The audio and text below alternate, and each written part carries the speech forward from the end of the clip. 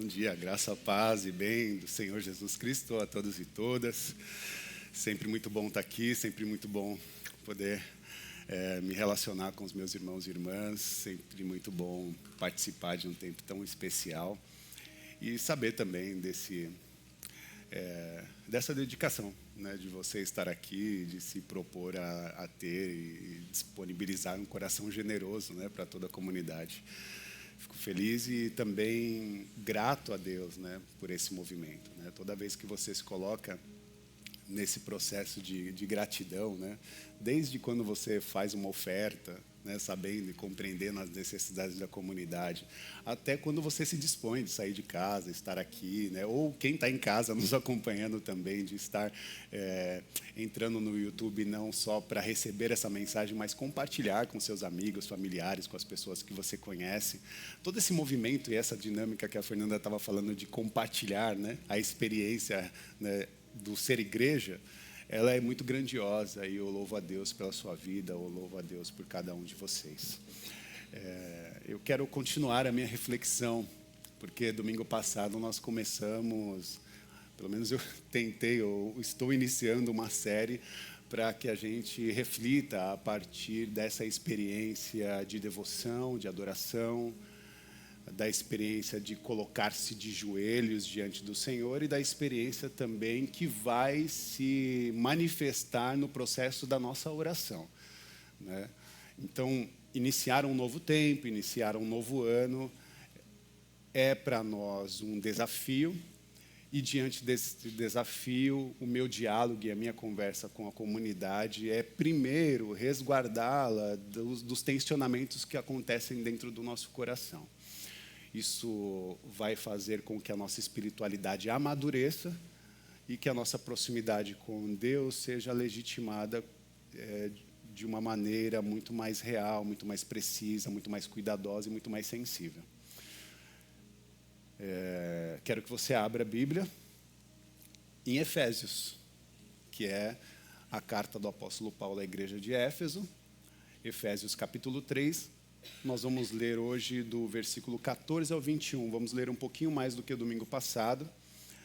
Então, Efésios 3, a partir do versículo 14, é ainda o tema da nossa reflexão.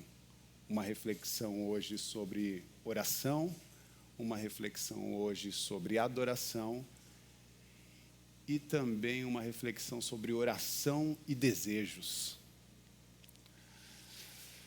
Efésios 3, 14, diz assim: Por essa razão, ajoelho-me diante do Pai, de quem toda a família nos céus e na terra recebe o nome. Oro para que, segundo as riquezas da sua glória, Ele fortaleça poderosamente no íntimo por meio do seu Espírito. Isso para que Cristo habite pela fé no coração de vocês, de modo que estejam arraigados e alicerçados no amor. Assim vocês perceberão, com todos os santos, qual é a largura, o comprimento, a altura e a profundidade do amor de Cristo. E conhecerão esse amor que excede todo conhecimento, para que sejam cheios da plenitude de Deus. Versículo 20. Aquele que é capaz de fazer infinitamente mais do que pedimos ou pensamos, segundo o seu poder que atua em nós. A Ele seja a glória na igreja em Cristo Jesus, por todas as gerações, pelos séculos dos séculos. Amém. Amém. Oremos. Consagre o seu coração e mente agora ao Senhor e peça para que Ele fale contigo. Senhor Deus e Pai, Senhor Deus que nos acolhe, Senhor Deus que nos nutre, Senhor Deus que nos renova e nos dá sabedoria. Nós te pedimos que, diante desse acolhimento, a nossa atenção seja dedicada a compreender a Ti. Queremos compreender a Sua vontade e, mais do que compreender, fazê-la real em nosso cotidiano. Ajuda-nos.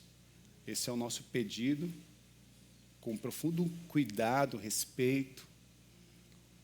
Usa as nossas vidas, capacita-nos para que nós possamos sairmos todos daqui juntos com uma visão clara do seu sonho e da sua santa vontade. Nos conduz nessa manhã para uma mesa de partilha, de memória, de profunda relação contigo. Esse é o nosso pedido, com agradecimento em nome do Senhor Jesus. Amém. Amém. Bom, domingo passado eu chamei a atenção de todos vocês com esse profundo desejo de levar a nossa espiritualidade para um lugar maduro a respeito da oração. E provoquei com uma pergunta, né? A pergunta era: qual foi a última vez que você caiu de joelhos e orou? Uma pergunta que precisava ser analisada em primeiro momento, porque há muitas questões que motivam o processo de se curvar e de orar a Deus. E decidi chamar a atenção de vocês no domingo passado para que alguns cuidados sejam permanentes nesse processo de relacionamento que nós estamos construindo. Mas hoje a pergunta, embora pareça similar, se renova. Se renova a uma pergunta um pouco menor, que é: o que faz você se ajoelhar? O que faz você se prostrar? O que faz você se colocar à disposição de uma adoração ao Senhor? No livro de Lucas, no capítulo 22, no versículo 41, Jesus mostra e nos inspira a uma forma, a uma dinâmica. Ele se afasta dos discípulos a uma pequena distância, ele se ajoelha diante do Pai e começa um processo de oração, uma conversa, né? E eu gosto sempre de falar que a oração é uma conversa franca com Deus. E Jesus vai conversar com o Pai com essa dinâmica. Ele se ajoelha, ele se curva, ele faz essa expressão de devoção que, embora na nossa compreensão racional, sendo 100% homem, 100% Deus, talvez não seria necessário Deus se curvar diante de Deus, né? Mas isso acontece, até mesmo como um exercício de ensino para os seus seguidores, para cada um de nós. O próprio Deus se curvou, o próprio Deus se entregou, o próprio Deus se colocou à disposição de sofrer o nosso sofrimento e morrer a nossa morte. Essa compreensão precisa estar cravada nos nossos corações quando nós nos dizemos, né, seguidores de Cristo. Jesus nos ensina a importância de se ajoelhar, que transcende, né? Importante sempre dizer que transcende a performance de se colocar de joelho, mas esse ajoelhar-se diante de Deus é esse processo de dar a importância e a reverência ao sagrado. A importância de reverenciar Deus, a importância de adorar a Deus, é esse processo. Então, se colocar de joelhos não significa só colocar os seus joelhos no chão, significa se colocar à disposição de adorar a Deus, de engrandecer, de dignificar Deus, de honrar aquele que merece toda a honra que lhe é devida. Esse é o processo. Então, quando estamos nessa disposição, aprendemos com Cristo Jesus como se dá a dinâmica de relacionamento com o sagrado. O que faz você se ajoelhar? Essa é a pergunta que você precisa fazer para você mesmo. E tentar responder para você mesmo, porque aí, agora é um diálogo, né? Entre você e Deus, entre nós com o Eterno. Efésios 3:14, e aí eu vou usar bastante a Bíblia Sagrada hoje, sempre nesses versículos, e você pode me acompanhar, que no versículo 14 ele fala: por essa razão me ajoelho diante do Pai. E a pergunta que eu faço é: o que te coloca de joelhos, né? diante do Pai? Porque o apóstolo Paulo inicia essa reflexão dizendo que há uma razão. Por essa razão, existe um motivo. Há um interesse por trás da sua oração. E a reflexão que eu quero trazer para todos nós é o que é, ou qual é a razão, qual é o motivo que nos coloca nesse processo de se ajoelhar diante de Deus e orar. Porque a resposta dessa pergunta, ela vai determinar muito a respeito da nossa experiência com Deus. A resposta que você der vai determinar muito essa experiência com Deus e determinar também a nossa própria experiência de satisfação, a nossa própria experiência de alegria, a nossa própria experiência de realização. Dessa palavrinha complexa que é a palavrinha felicidade, né? A gente tem muita dificuldade, acho que felicidade é uma palavra muito grande, tem muitos significados. Né? Uma pessoa pergunta, você é feliz? Eu falo, depende do tempo e do momento. Né? Porque ninguém é feliz o tempo inteiro. Tem um poeta que fala que, um cancioneiro, né? Que ele vai dizer assim, que rir de tudo é desespero. Então tem um pouco disso, assim, né? Se a gente estiver feliz o tempo todo, algo está errado, né? Porque não existe um estado de felicidade plena nesse tempo presente. Mas nós experimentamos a felicidade. A felicidade se dá por momentos, né? Então, há momentos de profunda felicidade, profunda satisfação. E é a partir dessa profunda satisfação, felicidade, ou desse sentimento de realização, que nós nos expomos ao processo de oração. O que te faz realizado? O que te faz feliz? O que te faz sentir alegria? Talvez todas essas informações que você responde motiva o processo da sua oração, motiva ou conduz a sua oração ao Senhor. E algumas coisas que são dadas a esse processo de satisfação podem nem ser tão, né, importantes para um diálogo profundo daquilo que realmente Deus quer de cada um de nós. Por isso, torna a dizer que felicidade é uma palavra muito grande. Há muita dificuldade de definir, de fato, o que é felicidade. E eu diria que felicidade é esse estado de satisfação que nós, de alguma maneira, atingimos ou, em algum momento, nós vamos atingir. E isso determina essa forma como nós nos ajoelhamos diante de Deus e determina o nosso diálogo com Ele.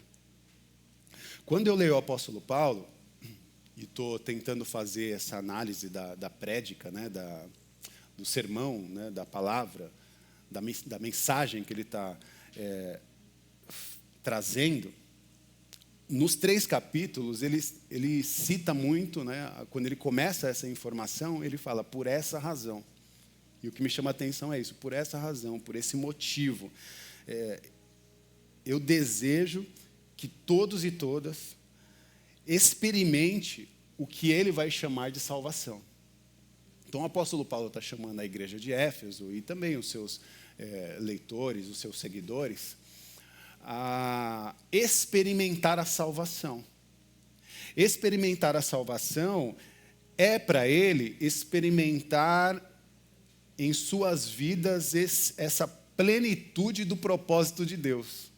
Ele encerra muito, né, o versículo dizendo, para que vocês possam experimentar a plenitude de Deus. Então, salvação para o apóstolo Paulo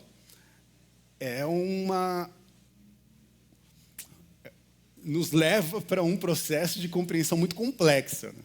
Porque o conceito de salvação do apóstolo Paulo, pelo menos nessa carta, é tão complexo porque ele é diferente do que nós estamos habituados a ouvir e habituados a pensar. Quando nós vamos estudar a soteriologia, né, do processo, que é esse estudo relacionado à salvação, olhamos para o apóstolo Paulo e vamos entender que a salvação que ele está indicando, o que é ser salvo, às vezes é muito diferente do que a gente responde no nosso cotidiano. Por exemplo, se eu perguntar, o que é ser salvo? diante de Deus? O que é um ser humano, uma pessoa salva em Deus? Você vai ter uma compreensão a respeito disso. Talvez dentro dos parâmetros mais básicos, né? Que todo cristão ouve, pensa, né? E difunde, fala. Mas o apóstolo Paulo vai para um conceito mais profundo. E aí, Efésios, você pode continuar me acompanhando, e agora no versículo 19, para o apóstolo Paulo, ser salvo é ser cheio da plenitude de Deus. Efésios 3,19. E conhecerão esse amor que excede todo conhecimento, para que sejam cheios da plenitude de Deus. Mas vamos fazer um caminho de volta? Você está no versículo 19 comigo, tá? Você que está em casa, me acompanha aí na tela. Versículo 19. Para que sejam cheios da plenitude de Deus. Mas para que você seja cheio da plenitude de Deus, o versículo 18 está dizendo que você precisa experimentar o amor de Deus que excede todo o entendimento. E para que você possa experimentar o amor de Deus que excede todo o entendimento, o versículo 17 vai dizer que vocês precisam viver em comunhão com os santos. Mas para que você viva em comunhão com os santos, o versículo 16 vai dizer que Cristo precisa ser Senhor do coração de vocês. Para que Ele possa habitar em vossos corações. É isso que ele está dizendo no versículo 16. Para que Ele possa habitar no coração de vocês, e a pergunta é, para que Ele possa habitar no coração de vocês, é preciso que vocês sejam fortalecidos pelo Espírito Santo. Estou lendo, né, de trás para frente. Vamos ler agora a dinâmica da forma como ele construiu. Versículo 16. Eu oro para que, segundo as riquezas da sua glória, ele os fortaleça poderosamente no íntimo por meio do Espírito Santo. Por que eu acho complexo, meus irmãos? Eu não sei vocês, mas acho que meu cérebro frita quando eu tô lendo um texto como esse. Primeiro porque ele está falando, fortaleça poderosamente no íntimo. Algumas versões vai dizer, fortaleça o seu homem interior, né? No sentido do homem universal. E aí a gente vai aprofundar aqui. Aí ele está falando dentro da experiência da nossa humanidade. E não a nossa a experiência da humanidade externa, mas ele está falando que Deus precisa fortalecer a sua humanidade interna, o seu interior. Então é complexo, porque Deus precisa fortalecer o nosso coração, o nosso íntimo, o mais profundo do nosso ser. E aí no versículo 17 ele fala, para que Cristo habite pela fé no coração de vocês. Então pela fé, Cristo tem que habitar no meu coração. No versículo 19, assim vocês perceberão todos os santos. Então quando Cristo habitar no coração de vocês, aí sim vocês vão perceber a comunidade.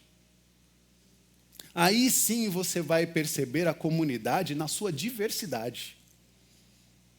E compreender que eu sou diferente de você e você é diferente de mim. E as nossas diferenças nos conectam. Mas você só vai conseguir compreender isso se você estiver nessa dinâmica de disposição para que Cristo habite em vossos corações. Porque se nós entrarmos nesse processo de compreender a diversidade da comunidade, que somos diferentes um dos outros e as nossas diferenças nos conectam, nós vamos entrar nessa compreensão de entender ou de perceber qual é a largura, o comprimento, a altura e a profundidade do amor de Deus. E o versículo 19, e vocês conhecerão esse amor que excede todo conhecimento, para que sejam cheios, finalmente, da salvação, da plenitude de Deus. Está entendendo? Eu não. Porque é difícil de entender, gente. Porque é complexo demais tentar se aprofundar num processo que a nossa memória talvez não alcance, a nossa mente, o nosso processo intelectual não alcance. E aí o que nos deixa aliviados é que a oração do apóstolo Paulo é a oração que precisa ser traduzida em nossos corações, porque essa dinâmica vai fazer com que tudo isso exceda todo o nosso conhecimento, toda a nossa capacidade de tentar compreender, porque quando você for cheio do Espírito Santo, você vai falar, entendi. Aí alguém vai falar, então explica. Você vai falar, não vou conseguir. Porque é a manifestação de Deus acontecendo na minha vida. Por isso que a gente fala assim, eu amo tal pessoa. Aí você ama esse tipo de gente? Eu cuido de tais pessoas. Você cuida dessas pessoas? Eu dedico tempo para determinado processo. Você dedica tempo para isso? Sério mesmo? Que você vai para a igreja, que você faz orações, que você se coloca à disposição de ajudar gente que você não conhece? Ou gente que, sei lá, cheira mal, que é separada, né, da sociedade, excluída da sociedade? É sério mesmo que você está disposto a se colocar, né, como um resgatador, uma resgatadora dessas pessoas? Porque não é fácil, eu sei, mas você faz isso. Então, o amor de Deus não nos dá, às vezes, a possibilidade de explicar essas perguntas. Mas a gente sabe por que faz. Porque estamos cheios da plenitude de Deus. E essa complexidade a gente vai viver no nosso processo. De seguir a Cristo e de, a cada dia, obter uma revelação. O importante é que no versículo 20... ele vai dizer, aquele que é capaz de fazer infinitamente mais do que tudo que pedimos ou pensamos, segundo o seu poder que atua em cada um de nós. É complexo entender? A gente vai dizer, é impossível fazer isso daí, que o apóstolo Paulo está falando. Só que o apóstolo Paulo falou assim, não, mas Deus é capaz de fazer infinitamente mais daquilo que você pensa, do que você pede. Então fica tranquilo. É impossível aos seus moldes, a sua compreensão que é limitada, mas Deus pode fazer porque Ele é poderoso para isso. O que faz você se ajoelhar? A síntese do apóstolo Paulo está dizendo que a causa, o motivo e a razão é porque ele quer experimentar Deus e ele quer convocar os santos que experimente a Deus. É chegar nesse estágio de experiência em que nada é mais importante do que viver a dimensão de Deus em vossas vidas, em suas vidas, em nossas vidas. Por exemplo, no seu casamento, no seu relacionamento, no seu trabalho, nas relações e nas oportunidades que aparecem diante de você. Se você consegue proporcionar a essa experiência um espaço sagrado, você está proporcionando a possibilidade dessa realização ou dessa oração. Independente do estado e do momento que ele está. Talvez o seu casamento esteja um caos. Mas a partir do momento que você se dá à disposição para que Deus entre no meio desse caos, você pode, a partir daí, pela fé, enxergar uma mudança e uma transformação. Assim é com o seu trabalho, assim é com os seus relacionamentos, né, familiares. Seja em pastos verdejantes, ou seja no vale da sombra da morte, o importante agora não é mais a situação pela qual você está vivendo, mas é que com você está o bom pastor. É Ele quem cuida, é Ele que provém, é Ele que dá as possibilidades para que você possa continuar, né, permanecer no caminho. Então, um estágio de existência que lança fora de cada um de nós e dos nossos corações todo medo e nos encoraja para permanecer no caminho, para continuar e não desistir. Qual é a causa que coloca você de joelho? Qual é a razão? Qual é o motivo que te coloca de joelho? É a pergunta para a nossa reflexão, e mais do que uma pergunta, ela vem com complementos, porque qual é o conteúdo da sua oração? Qual conteúdo você tem na sua oração, porque isso nos coloca diante de uma questão que é pautada na existência humana, seja em qual campo que a gente vai tentar refletir, se é pela tradição filosófica, se é pela tradição teológica, a saber do desejo. O desejo. Porque oração, meus irmãos, tem tudo a ver com desejo. Pensa aí, oração tem tudo a ver com desejo. E eu penso que é o desejo que nos coloca de joelhos. Pois não é possível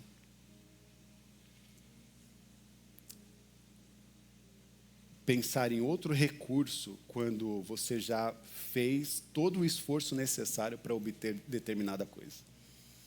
Quando os seus recursos se esgotam, você cai de joelho. E a partir do desejo, a motivação à oração.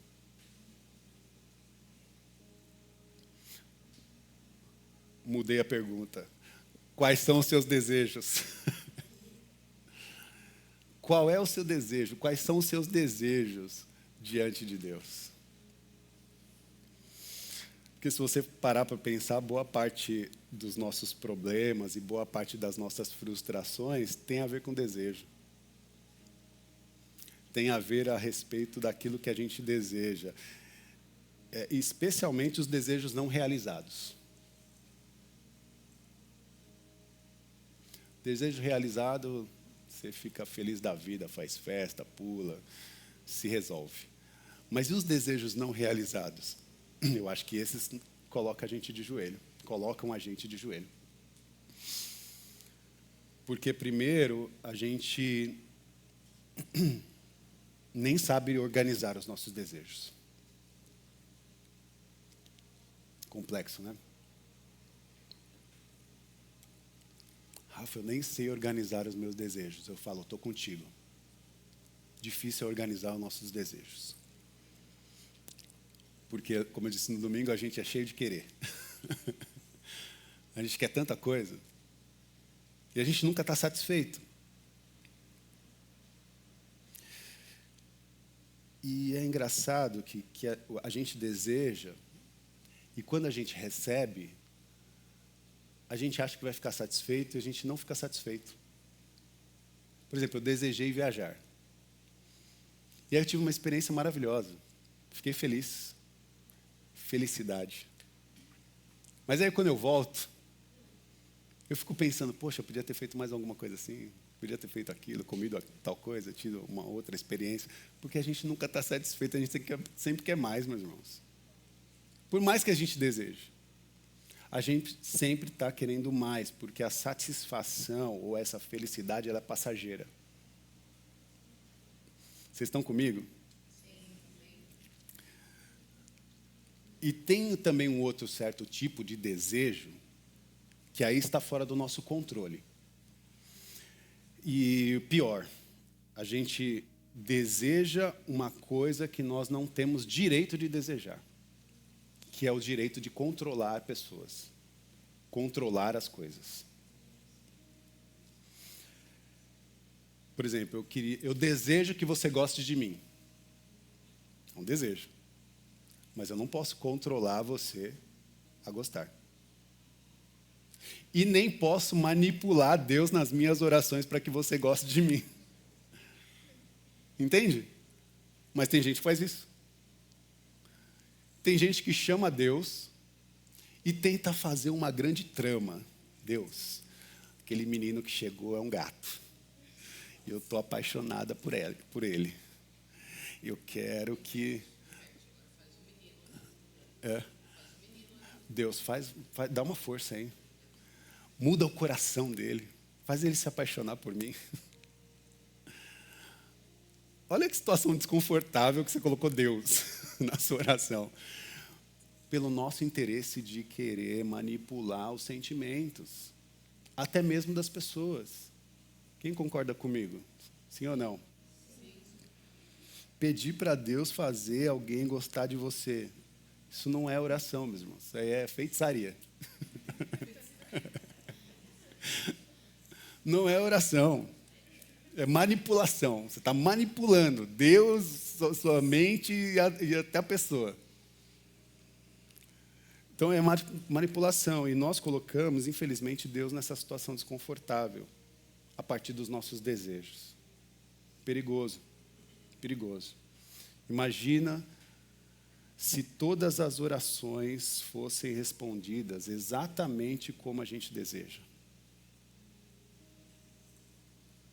Imagina se Deus resolvesse um dia, não é todos os dias, um dia atender a oração de todo mundo. Imagina aquele grupinho de pessoas que ora pela mesma pessoa. Que caos, hein? Imagina se Deus resolvesse responder a oração de todo mundo por um dia. Não ia ser caótico? Então, meus irmãos, diante desse caos, eu quero terminar dizendo que nós precisamos organizar os nossos desejos. Nós precisamos organizar os nossos desejos porque, infelizmente, existe no coração humano um vazio do tamanho do universo, do tamanho da eternidade. Essa frase é do Dostoiévski. Ele fala que existe no coração humano um vazio do tamanho de Deus. E é real. É como se Deus colocasse em nosso coração a experiência, ou a memória, ou o desejo da eternidade. E a gente vai consumindo um monte de coisa que não é do tamanho da eternidade. E a gente coloca lá. E a gente acha que aquilo vai saciar, mas aquilo não completa a eternidade, porque é só um espaço. E a gente fica nessa luta de tentar se saciar. E o apóstolo Paulo está chamando a atenção dos irmãos de Éfeso e também agora chamando a nossa atenção que a real é que eles, como igreja, como seguidores de Cristo, tornaram a vida deles um caos. Por conta dos seus próprios desejos, por conta das suas próprias vontades. E por que tornaram isso um caos? Por que tornaram a vida uma desgraça? Por conta do seu desejo. Porque começaram a pedir para Deus fazer aquilo que eles querem, aquilo que eles desejam. A ponto de Deus falar, não é assim, mas tem que ser...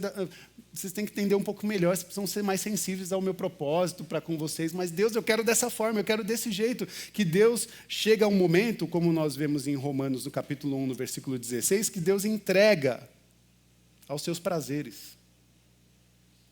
Entrega as pessoas aos seus prazeres e às suas paixões vergonhosas.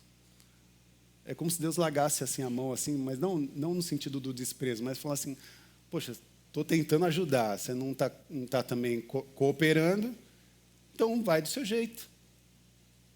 E aí a vida vira um caos. Então por que nós estamos vivendo esse tempo caótico? Porque nós estamos querendo e lutando com Deus, ou tentando manipular Deus a partir dos nossos desejos. Isso é muito complicado. Principalmente quando chega no ponto de Deus falar assim, então faz do jeito que vocês querem mesmo.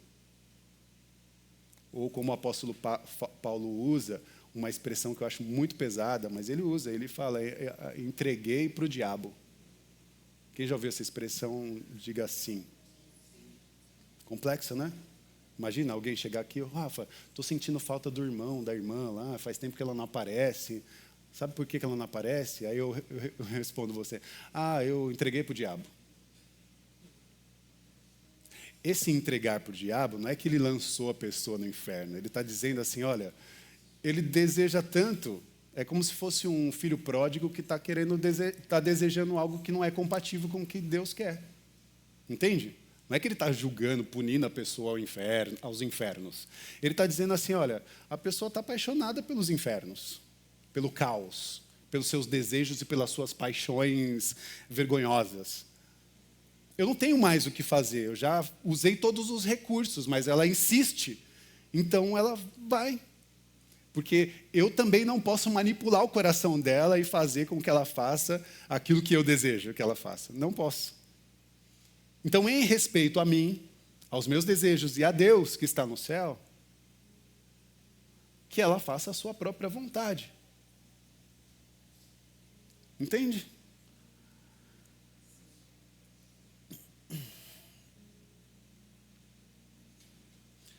É um Deus que para de oferecer resistência. Eu não vou mais oferecer resistência. Se é isso que você quer, faça. Então, novamente, eu já falei que ia terminar, mas preciso que você saia daqui refletindo a partir dos seus desejos. Nós precisamos organizar os nossos desejos. Nós precisamos organizar o nosso desejo e perceber também que na Bíblia o nosso grande problema também é esse. Porque a gente troca Deus por um monte de outras coisas. A gente troca Deus e o pior, nós fazemos isso nas nossas orações. Eu não estou falando de gente que não tem uma espiritualidade, que não frequenta a igreja. Eu estou falando da gente mesmo. A gente tenta manipular Deus a partir dos nossos desejos e fazemos isso em oração. Isso é muito grave. Usar a oração para a satisfação do nosso próprio desejo. Rafa, por que você está falando isso? Porque a gente precisa organizar a nossa oração, meus irmãos. O jeito que a gente ora, o jeito que a gente se relaciona com Deus. É desejar além do seu controle, além do controle e além do seu direito de controlar. Você não tem direito de controlar ninguém. A oração não é uma licença para a gente pedir para Deus o que a gente quer. Não é. Eu quero que a minha filha haja a partir faça aquilo que eu sempre sonhei que ela fizesse. Aí ela não faz. Aí você fica todo emburrado. Porque o seu filho não fez o que você queria que ele fizesse. E aí você quer fazer um conchavo com Deus nas suas orações, para que Deus manipule o coração, né, dos seus filhos, a partir do seu próprio desejo. E não é assim que funciona. Não é assim que funciona. Você não vai conseguir conduzir os seus relacionamentos por esse processo. E se conduzir, você vai enfrentar um caos. Porque não é do seu jeito. Não é a sua maneira. A oração é a maneira. E aí eu vou citar José Comblan, que é um padre, que ele diz que a oração é a maneira pela qual distinguimos em nosso coração os desejos que queremos que Deus faça e o desejo que Deus quer que nós façamos. Deleita-te no Senhor e Ele lhe concederá o desejo do teu coração. A partir de hoje você vai ler esse versículo diferente. Porque quando o salmista está dizendo, Ele te concederá o desejo do seu coração, é porque o desejo vai vir dele. É a partir da sua santa e plena vontade, e não dos processos que você está organizando aí dentro. A oração não é um recurso para que Deus fique do seu lado. Muito pelo contrário, a oração é um caminho que a gente trilha para ficar do lado de Deus. Amém? Que Deus nos abençoe. Domingo que vem a gente continua mais um pouquinho dessa conversa. Vocês estão me acompanhando? Tá bem? Se você em casa não entendeu o que eu falei, volte uma mensagem. Tem uma mensagem já no YouTube disponível, completa, para que você possa ouvir essa mensagem, ouvir a de hoje, e domingo que vem a gente continua esse bate-papo. Agora nós vamos à mesa. Vamos à partilha. Peço para que você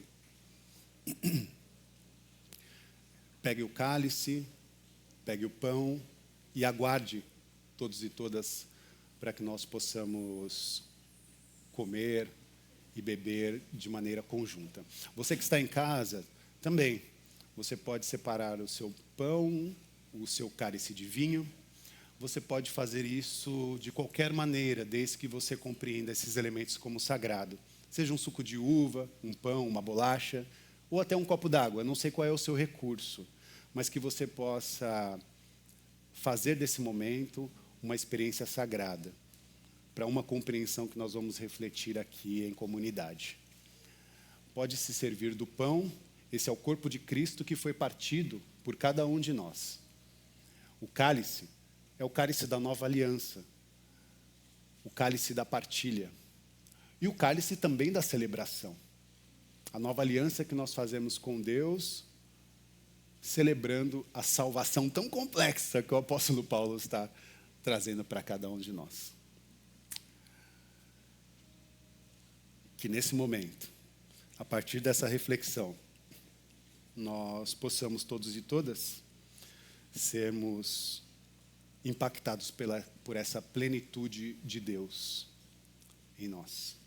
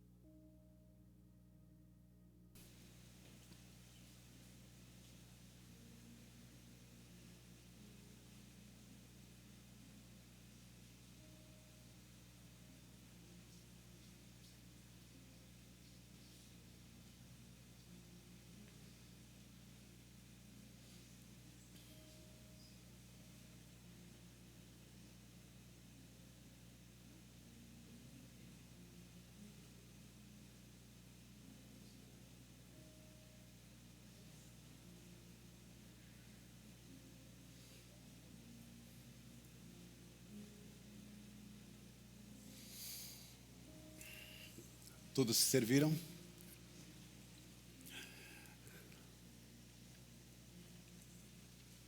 É diante desse corpo partido que nós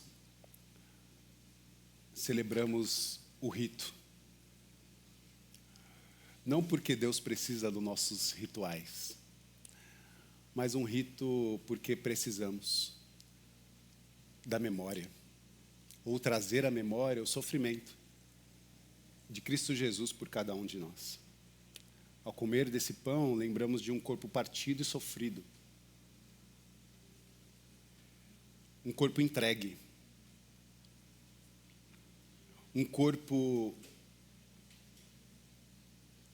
que se entrega para que nós possamos ser fortalecidos no combate com os nossos desejos e paixões corrompidos.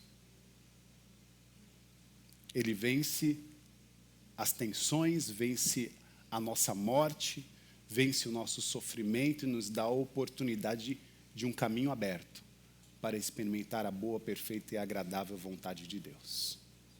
Ao comer do pão, traga a memória da entrega e do sofrimento de Cristo Jesus, o nosso Senhor, por cada um de nós. Pode comer do pão.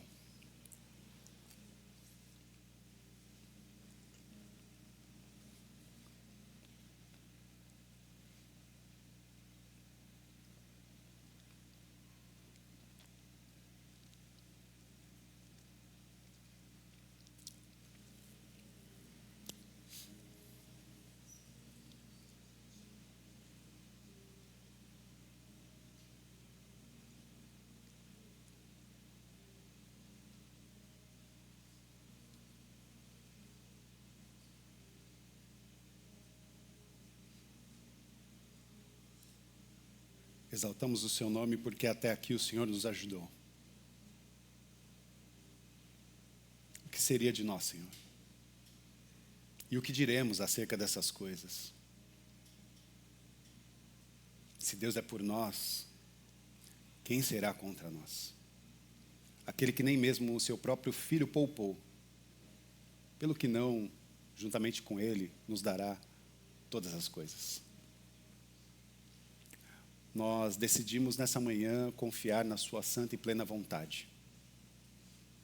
E confiar na entrega de um amor que ainda não compreendemos na sua plenitude, mas recebemos, ou nos dispomos a receber, o impacto dessa experiência em nossos corações, em nosso interior, no interior da nossa humanidade. Esse é o cálice da nova aliança em Cristo Jesus, o nosso Senhor. E um cálice de celebração. Um brinde ao amor. Um brinde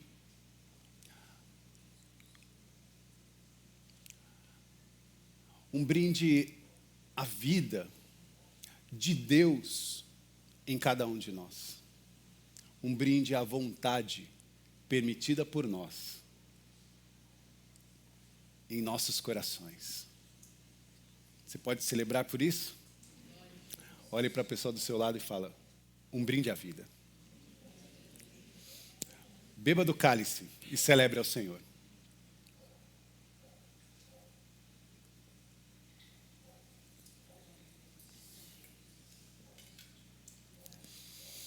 Celebramos o seu nome. Agradecemos, Senhor, por essa oportunidade, por esse encontro contigo. E por essa oportunidade também de reaver os nossos sentimentos e pensamentos. E tentar buscar a refletir na nossa jornada a regulação dos nossos desejos. Seja feita, Senhor, a sua vontade. Aqui, em nossas vidas, em nossos corações. Nos orienta, nos ajuda, nos fortalece, nos encoraja para um tempo novo, anelados a essa santa e plena vontade que nós estamos nos tornando conhecedores. Que você tenha uma semana abençoada e maravilhosa. Na experiência agraciada de um cuidado generoso desse Deus tão amoroso.